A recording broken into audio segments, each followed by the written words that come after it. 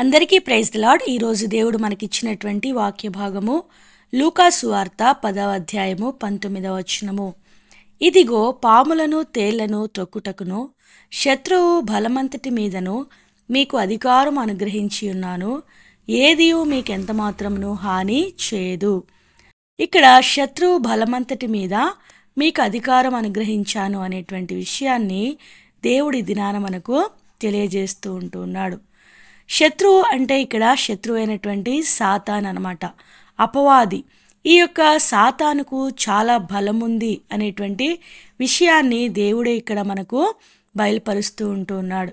ఎందుకంటే ఆనాడు ఇజ్రాయేళ్లను బయటికి తీసుకొని రావటానికి మోషే సూచక క్రియలు మహత్కార్యములు చేస్తూ ఉన్నప్పుడు అక్కడ ఉన్నటువంటి ఆ యొక్క ఫరో మంత్రగాళ్ళు కూడా ఈ యొక్క మోషే ఎలాంటి సూచనలు అద్భుతాలు చేశాడో వారు కూడా చేయటానికి ప్రయత్నం చేశారు కూడా. అంటే ఈ యొక్క శత్రువు కూడా బలం ఉంది. ఎందుకంటే శత్రువు అయినటువంటి సాతాను కూడా ఒకప్పటి ప్రధాన దేవదూత అనమాట. తను గర్వించినటువంటి కారణాన్ని బట్టి, తను దేవునికి విరోధంగా సైన్యాన్ని లేపుకున్నటువంటి కారణాన్ని బట్టి ఆ యొక్క శత్రువు అయినటువంటి సైతాను ప్రధాన దేవదూతగా ఉండేటువంటి ఆ యొక్క దేవదూత తన యొక్క సైన్యముతో కిందికి పడద్రోయబడినట్లుగా దేవుని యొక్క వాక్యంలో మనము చూడవచ్చు అన్నమాట.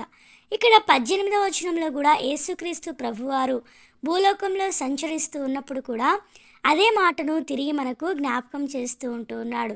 18వ వచనం చూసినట్లయితే, ఆయన సాతాను మెరుపు వలె ఆకాశం నుండి పడుట చూచితిని.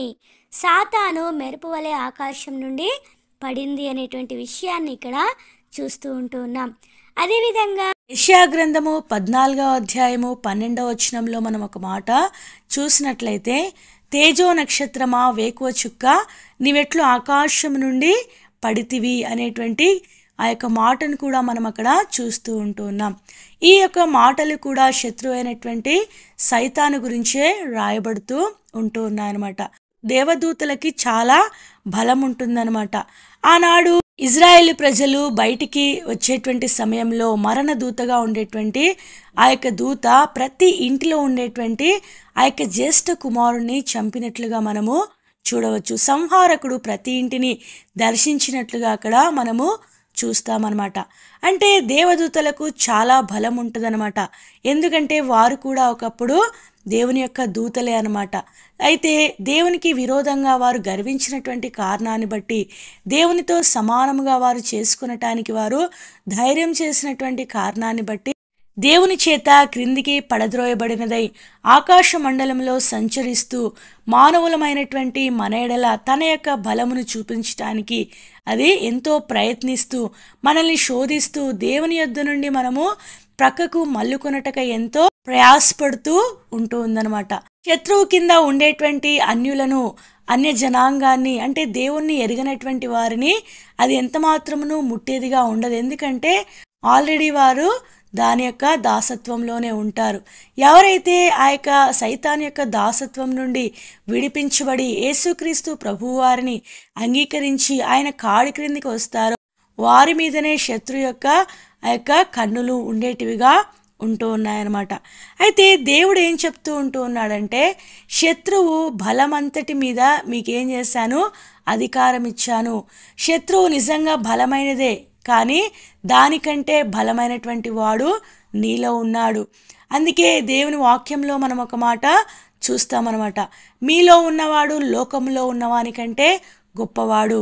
అంటే యేసుక్రీస్తు ప్రభువారిని మనము సొంత రక్షకునిగా అంగీకరించి మన హృదయంలోనికి ఆయనను ఆహ్వానించిన తర్వాత, ఆయన మన హృదయంలోనికి వచ్చిన తర్వాత, మనలో ఆయన నివసిస్తూ ఉన్నప్పుడు మన చుట్టూ ఉండేటువంటి ఈ యొక్క లోకాధికారి ఈ యొక్క సైతాను ఆయన బలవంతుడే కావచ్చు, కానీ సర్వశక్తిమంతుడు సర్వ బలవంతుడైనటువంటి ఆ యొక్క దేవుని ముందు అది బలహీనమైనదే అనమాట. కాబట్టి మనం భయపడవలసినటువంటి అవసరం లేదని దేవుడు మనకు తెలియజేస్తూ ఉంటూ ఉన్నాడు. ఆ యొక్క దయ్యం పట్టిన వారైతేనేమి, అనేక మంది దయ్యములు పట్టినటువంటి వారిని దైవజనులైనటువంటి వారు ప్రార్థించి విడుదల చేస్తూ ఉన్నట్లుగా చూస్తూ ఉంటామన్నమాట.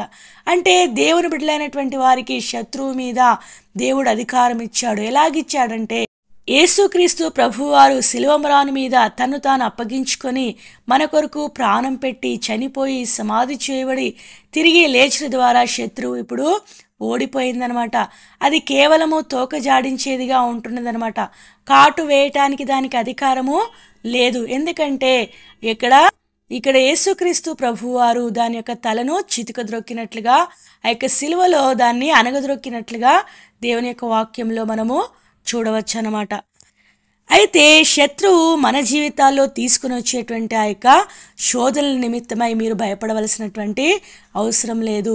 మీరు వాటికంటే బలవంతులు. ఎందుకంటే దాన్ని జయించి దాన్ని శత్రువును ఓడించి శత్రువును చితుకద్రొక్కినటువంటి నేను మీలో ఉంటూ ఉన్నాను కనుక మీరు ధైర్యంగా ఉండండి, మీరు భయపడకండి అని సెలవిస్తూ ఉంటున్నాడు.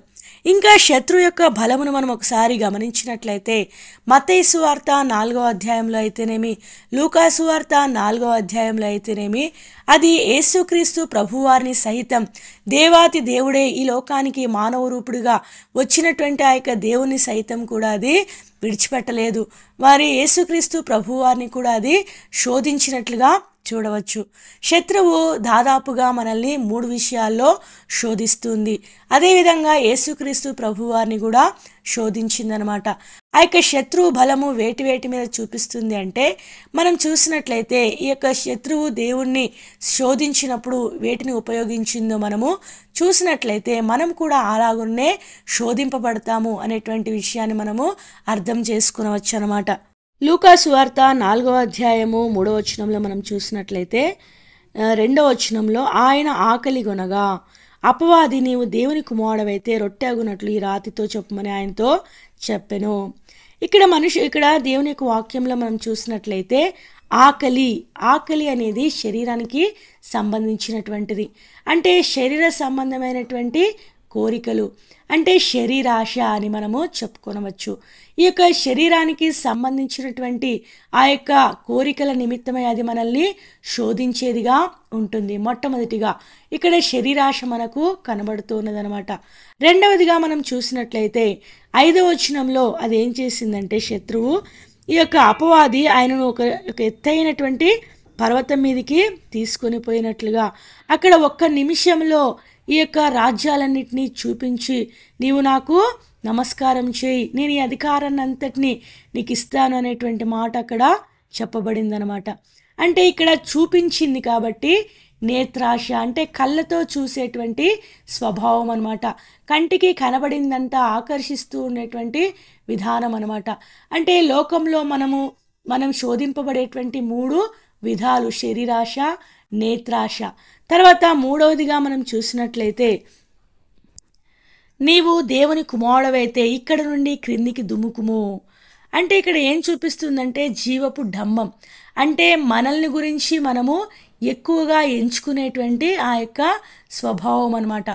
యేసుక్రీస్తు ప్రభువారు నీవు దేవుని కుమారుడవైతే అంటే ఆయన రెచ్చిపోయి దుముకటానికి ప్రయత్నం చేస్తాడేమో అనేటువంటి ఆ యొక్క ఆలోచన కలిగినటువంటిదై ఆయనను అధికార రూపకంగా అది శోధించినట్లుగా మనము అక్కడ చూడవచ్చు అనమాట.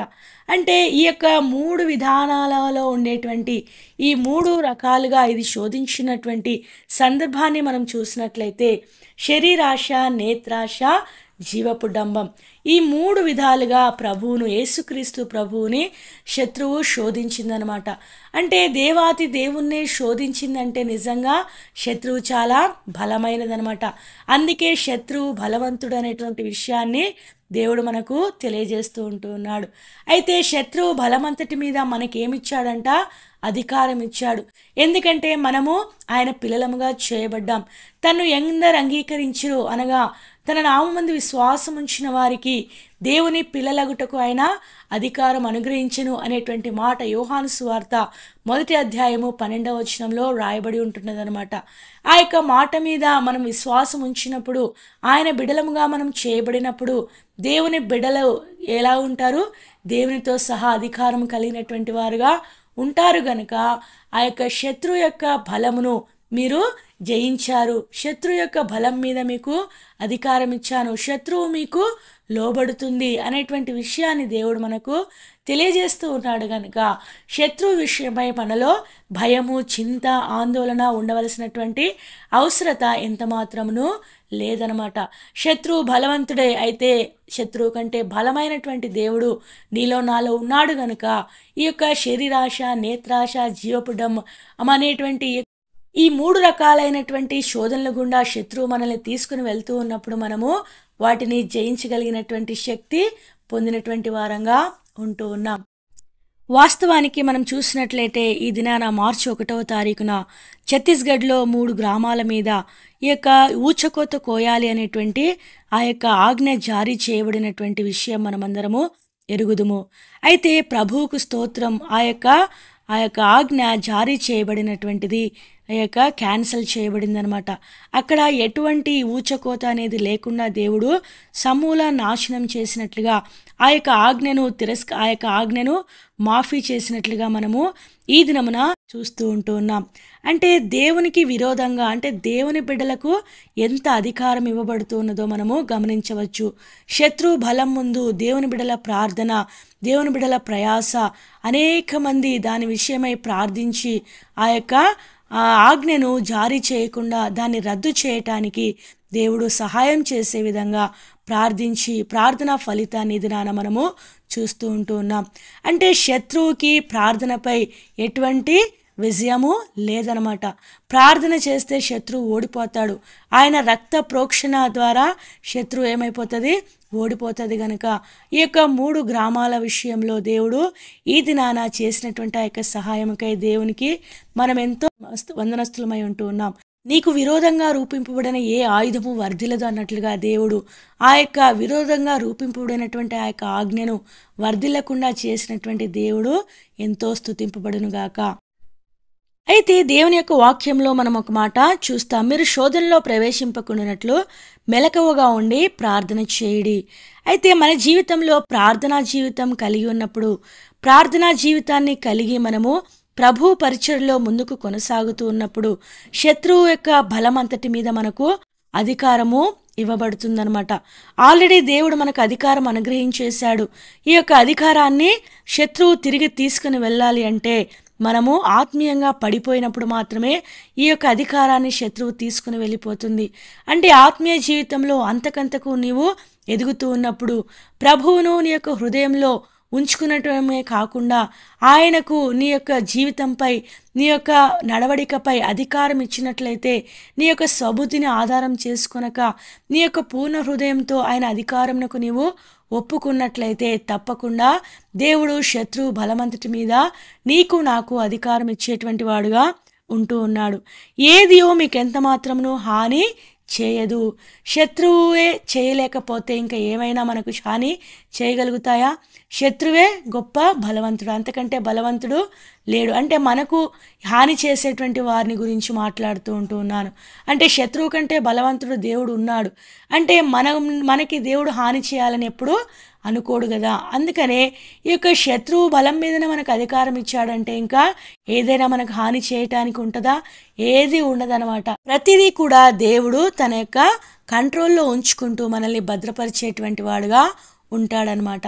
కావున మన జీవితంలో మనము శత్రువుని చూసి భయపడకుండా, జంకకుండా, దిగులు చెందకుండా మన యొక్క చింత యావత్తు ఆయన మీద వేసి ఆయనను మన హృదయంలో ఒక అధికారిగా ఉంచుకొని ఆయన ఏలుబడిని మనము కోరుకుంటూ ఆయనను మన యొక్క జీవితంలో కలిగి ఎల్లప్పుడూ మెలకువతో ప్రార్థన చేస్తూ ప్రతి శోధనపై విజయాన్ని పొందుతూ ఈ యొక్క శరీరానికి సంబంధించినటువంటి ఆశలు, నేత్రాశలు, జీవపు డమ్మం ఇవన్నీ మనల్ని చుట్టుముట్టినప్పుడు మనము ప్రభు యొక్క సహాయంను కోరుకొని ప్రభు ఎలాగైతే ఆ యొక్క దేవుని యొక్క వాక్యం ద్వారా జయించాడో మనం కూడా దేవుని యొక్క వాక్యం ద్వారా ఈ యొక్క శరీరాశను, నేత్రాశను, జీవపు డంబమును జయించినటువంటి వారమై శత్రువు యొక్క బలము తక్కువ అని మన బలము ఎక్కువ అని గ్రహించి ధైర్యంగా దేవుని యొక్క పనిలో, దేవునిలో ముందుకు కొనసాగుతూ ఆయన రాకడ కొరకై మనము సిద్ధపడాలని దేవుడి దినాన మనల్ని కోరుతూ ఉంటూ ఉన్నాడు.